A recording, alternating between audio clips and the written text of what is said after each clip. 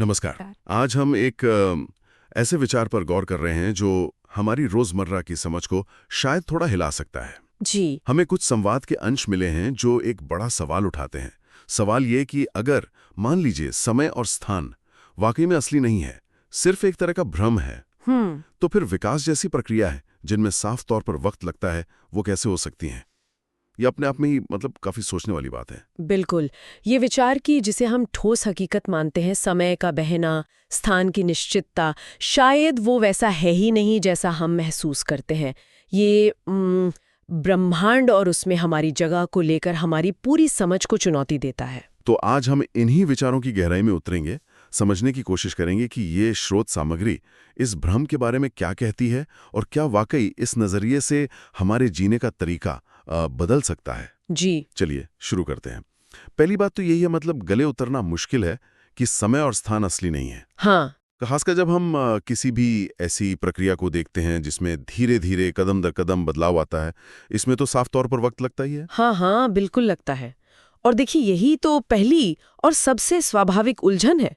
ये संवाद सुझाता है कि समय और स्थान को निरपेक्ष सच, एब्सोल्यूट रियलिटीज की तरह देखने के बजाय उन्हें शायद प्रासंगिक क्षेत्र, मतलब कंटेक्सचुअल फील्ड्स के तौर पर समझना बेहतर है। प्रासंगिक क्षेत्र हमारे अनुभव के अनुसार बदलते रहते हैं। कुछ वैसा ही। और दिलचस्प बात यह है कि इस संवाद के अनुसार जो तथाकथित उच्च विकसित प्राणी हैं, हाईली इवॉल्व्ड बीइंग्स, वो भी इसी ढांचे के भीतर काम करते हैं। अच्छा। हाँ, लेकिन फर्क ये है कि वे इसे सचेत रूप से करते हैं। अच्छा, तो वो भी समय और स्थान का अनुभव करते हैं, पर वो जानते हैं कि ये एक तरह का भ्रम है, या कहें कि एक बनाया हुआ ढांचा है, जैसा कि सामग्री में कहा गया है।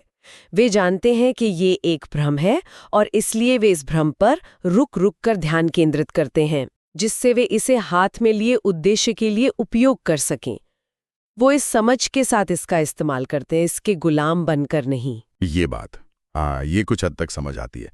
सामग्री में एक मिसाल दी गई थी जिसने मुझे सोचने पर मजबूर किया, वो डीवीडी वाली। हाँ, वो डीवीडी की मिसाल काफी मददगार है इस कॉन्सेप्ट को समझने में। हाँ, उसमें कहा गया है कि जैसे एक डीवीडी पर पूरी फिल्म, हर एक फ्रेम, हर सीन पहले से ही एक साथ मौजूद होती है ना? जी बिल्कुल। लेकिन हम उसे क्रम से देखते हैं, एक एक फ्रेम करके। लेजर डिस्क के एक छोटे से हिस्से पर फोकस करता है और हमें लगता है कि कहानी धीरे धीरे आगे बढ़ रही है, जबकि सब कुछ तो पहले से ही उस डिस्क पर है। यहीं पर बात वाकई दिलचस्प हो जाती है। क्या ब्रह्मांड भी इसी तरह काम करता है? ये संवाद इसी ओर इशारा करता है। शायद सारी वास्तविकता, जो हो चुका है, जो हो रहा है और जो कुछ भी हो सकता है, सब एक साथ मौजूद है उस डीवीडी की तरह। अच्छा। और हमारी चेतना, हमारी जागरूकता इस सब कुछ एक साथ वाले डेटा में से चुनकर एक सीधा क्रमबद्ध अनुभव बनाती है। तो पहला बड़ा विचार यहाँ ये है, वास्तविकता शायद एक फिल्म की तरह है जो पहले से मौजूद है और हमारी चेतना सिर्फ उसे क्रम में चला रही है। अगर ऐसा है, और अगर हम ये जान लें कि समय और स्थान असल में वैसे नहीं हैं जैसे लगते हैं, तो फिर सवाल उठता है, जैसा कि संवाद में भी पूछा गया है, क्या हम इन नियमों को तोड़ सकते हैं या उनका फायदा उठा सकते हैं? पर कैसे? ये सब इतना असली लगता है। मुझे याद है सामग्री में एक शक जताया गया था, क्या ये वैसा ही है जैसे कोई कहे कि गुरुत्वाकर्षण को नजरअंदाज किया जा सकता है और बिना पैराशूट के हवाई जहाज से कूद जाए? हाँ, और यहाँ ये समझना जरूरी है कि ये संवाद भौतिक नियमों की गैर जिम्मेदाराना अवहेलना करने की बात नहीं कर रहा। ऐसा नहीं है कि आप कूदें और उड़ने की उम्मीद करें। अच्छा, किस तरह? संवाद कुछ जाने पहचाने उदाहरण देता है। क्या हमने कभी महसूस नहीं किया कि जैसे मौज मस्ती करते समय वक्त कैसे उड़ जाता है? हाँ बिल्कुल। या जब हम किसी बहुत जरूरी चीज का इंतजार कर रहे होते हैं तो 3 हफ्ते 3 महीने जितने लंबे लगने लगते हैं। हाँ, रोजमर्रा की बात है ये तो। और एक और उदाहरण जो संवाद में दिया गया है, जिससे मैं पूरी तरह सहमत हूँ, आखिरी मिनट से ज्यादा असरदार कुछ नहीं होता। बिल्कुल सही। कभी कभी लगता है कि जितना काम मैं आखिरी के कुछ घंटों में कर लेता हूँ, उतना शायद आम दिनों में 2 दिन में भी ना कर पाऊं। बिल्कुल। तो ये हमें एक अहम सवाल पर लाता है, इस जागरूकता का व्यवहारिक फायदा क्या है? हाँ। संवाद का तर्क है कि ये समझ हमें अपनी सीमाओं को फिर से देखने का मौका देती है। अगर हम समय को एक कठोर, न बदलने वाली दीवार मानना बंद कर दें, तो शायद हम उससे कहीं ज्यादा हासिल कर सकते हैं जितना हम सोचते हैं। तो इसका व्यावहारिक मतलब हुआ कि हम समय के विचार से खुद पर लगाए गए बंदिशों से आजाद हों। जैसे ये सोचकर हताश ना हो कि ओ वक्त बहुत कम है, या ये सोचकर आलसी ना हो जाएं कि अरे अभी तो बहुत वक्त है। सटीक कहा। संवाद सुझाता है कि हम अपनी काबिलियत और अपने लक्ष्यों को समय की कमी या ज्यादती से अलग करके देखें। जैसा कि उसमें कहा गया है, अपने आप को उन कृत्रिम बाधाओं से मुक्त करें।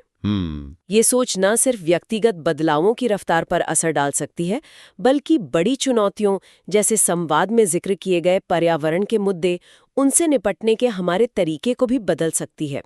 पहला कदम यही मानना है कि समय का हमारा अनुभव एक लचीली चीज है, कोई पत्थर की लकीर नहीं। ये वाकई एक शक्तिशाली विचार है।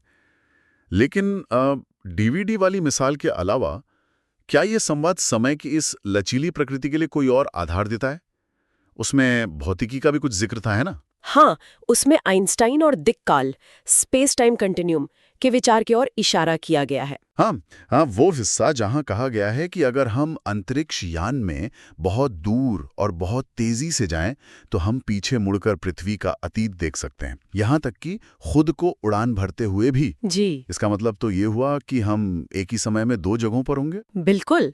संवाद इस बात पर जोर देता है कि भौतिक विज्ञानी भी मानते हैं कि अंतरिक्ष में गति और समय के बीतने में सीधा संबंध है। स्थान और समय दो अलग-अलग चीजें नहीं, बल्कि एक ही सिक्के के दो पहलू हैं, ब्रह्मांड के ताने बाने का हिस्सा। तो ये दिक्काल सातत्य यही है, स्पेस टाइम कंटिन्यूम? मूल रूप से हाँ। इस संवाद के मुताबिक इस एकीकृत वास्तविकता में, जिसे दिक्काल कहते हैं, अतीत, वर्तमान और भविष्य कोई अलग-अलग चीजें नहीं हैं, केवल अभी का सुनहरा क्षण है, the golden moment of now, जिसे दिक्काल में अलग-अलग बिंदुओं से अनुभव किया जाता है। हमारा समय का अनुभव इस बात पर निर्भर करता है कि हम अंतरिक्ष में कहाँ हैं और किस गति से चल रहे हैं। जैसा कि संवाद कहता है, सब कुछ जो कभी हुआ है, हो रहा है और कभी होगा, अभी घटित हो रहा है। ये तो सच में दिमाग घुमा देने वाला है। लेकिन अगर सब कुछ अभी हो रहा है और अतीत, वर्तमान, भविष्य सब एक साथ मौजूद हैं, तो क्या इसका मतलब ये नहीं हुआ कि सब कुछ पहले से तय है? मतलब पूर्वनियत, प्रीडेस्टिन्ड? क्या हम वाकई कुछ बदल सकते हैं? हाँ, ये सवाल उठना लाजमी है, बिल्कुल।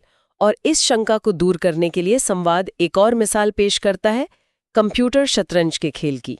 कंप्यूटर शतरंज, वो कैसे? सोचिए एक कंप्यूटर शतरंज प्रोग्राम के बारे में। उसमें हर मुमकिन चाल, हर मुमकिन नतीजा, हर संभावित खेल का क्रम, सब कुछ पहले से ही उस प्रोग्राम डिस्क पर मौजूद है। सारी संभावनाएं वही हैं। ठीक है। लेकिन खेल असल में कैसे आगे बढ़ेगा, कौन सी चालें चली जाएंगी और कौन सा खास नतीजा सामने आएगा, ये खिलाड़ी की चालों पर निर्भर करता है। अच्छा। आप कल उसी डिस्क को कंप्यूटर में डालकर अलग चालें चले तो प्रोग्राम अलग तरह से प्रतिक्रिया देगा और एक बिल्कुल अलग भविष्य या नतीजा सामने आएगा। अच्छा, तो मतलब सारे संभावित भविष्य पहले से मौजूद हैं, लेकिन हम अपनी पसंद और अपने कामों, चालों से ये चुनते हैं कि कौन सा भविष्य असल में अनुभव किया जाएगा। तो मतलब पूर्वनियति नहीं है ये। बिल्कुल, यहीं पर बात दिलचस्प हो जाती है। संवाद इस बात पर जोर देता है कि ये पूर्व नियति नहीं है, कोई एक तयशुदा भविष्य नहीं है जिसमें हमें जाना ही है। सही। बल्कि हम लगातार अपनी पसंद और अपने कर्मों से अपने भविष्य का निर्माण कर रहे हैं और उसे अनुभव कर रहे हैं। अनगिनत संभावित भविष्य मौजूद हैं और हमारे वर्तमान के काम तय करते हैं कि हम किस रास्ते पर आगे बढ़ेंगे। वाह, ये एक और बेहतरीन मिसाल है। इससे चीजें वाकई एक नए नजरिए से दिखने लगती हैं। संवाद में एक पंक्ति थी जो अब ज्यादा मायने रखती है।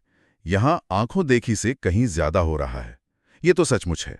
हाँ बिल्कुल, संवाद हमें ये भी याद दिलाता है कि हमारा शरीर असल में हम नहीं है, बल्कि ये एक वाहन की तरह है, एक साधन है हमारे पास जो समय और स्थान के इन कथित भ्रमों के दायरे में काम कर रहा है। तो ये सब एक बड़ी तस्वीर का हिस्सा है, खुद को और वास्तविकता को ज्यादा गहराई से समझने का तरीका। ऐसा ही लगता है। संवाद ये बताता है कि इन सब विचारों को एक साथ लाना, समय, स्थान, चेतना, चुनाव, एक बड़े जागरण या समझ के विकास का हिस्सा है। ये इन अवधारणाओं को सोचने, विचारने के लिए सामने रखने का और शायद दूसरों को भी इस दिशा में सोचने में मदद करने का एक तरीका है। तो इन सब का निचोड़ क्या है? अगर हम आज की चर्चा को समेटें तो मुख्य बात यह है कि समय और स्थान, जैसा हम उन्हें आमतौर पर महसूस करते हैं, शायद परम सत्य ना हो। वे डीवीडी के फ्रेम या शतरंज की चालों जैसे हो सकते हैं, एक बड़ी, एक साथ मौजूद वास्तविकता से हमारी समझ द्वारा बनाया गया एक क्रम। हाँ, और ये समझना कि ये एक रचना है, एक लचीला ढांचा है, हमारे लक्ष्यों, हमारी मानी हुई सीमाओं और जिंदगी के प्रति हमारे पूरे नजरिए को बदल सकता है। ये सिर्फ दिमागी कसरत नहीं है, बल्कि इसके व्यवहारिक नतीजे हो सकते हैं। बिल्कुल। और दोहराने लायक बात ये है कि भले ही सारी संभावनाएं मौजूद हों, लेकिन ये हमारी वर्तमान की पसंद और काम है जो उस हकीकत को शक्ल देते हैं जिसे हम जीते हैं। हाँ, जोर इस समझ का इस्तेमाल जिम्मेदारी से करने पर है, अपनी क्षमताओं को बढ़ाने के लिए, न कि लापरवाही से भौतिक नियमों को चुनौती देने के लिए। भविष्य किसी न किसी रूप में तो आएगा ही, लेकिन कौन सा भविष्य अनुभव किया जाएगा, ये काफी हद तक हम पर निर्भर करता है। ये वाकई सोचने के लिए बहुत कुछ देता है। और शायद श्रोताओं के लिए एक आखिरी विचार छोड़ना ठीक रहेगा, जो सीधे तौर पर संवाद में नहीं कहा गया, लेकिन इन्हीं विचारों पर आधारित है। कहिए, अगर समय का हमारा अनुभव दिक्काल सातत्य में हमारी स्थिति से जुड़ा है और हमारी पसंद अनगिनत संभावनाओं में से हमारे अनुभव वाले भविष्य को चुनती है, तो फिर अभी इस क्षण में सचेत रूप से अपनी अंदरूनी स्थिति को अपने विचारों, अपनी भावनाओं और अपने इरादों को बदलने से उस स्थान या बिंदु को कैसे बदलना शुरू किया जा सकता है जहां से हम वास्तविकता का अनुभव करते हैं, और इस तरह उस भविष्य पर कैसे असर डाला जा सकता है जिसमें हम कदम रख रहे हैं। मतलब ये सोचने लायक है कि वर्तमान क्षण में हमारा आंतरिक बदलाव बाहरी दुनिया के हमारे अनुभव को कैसे नया आकार दे सकता है।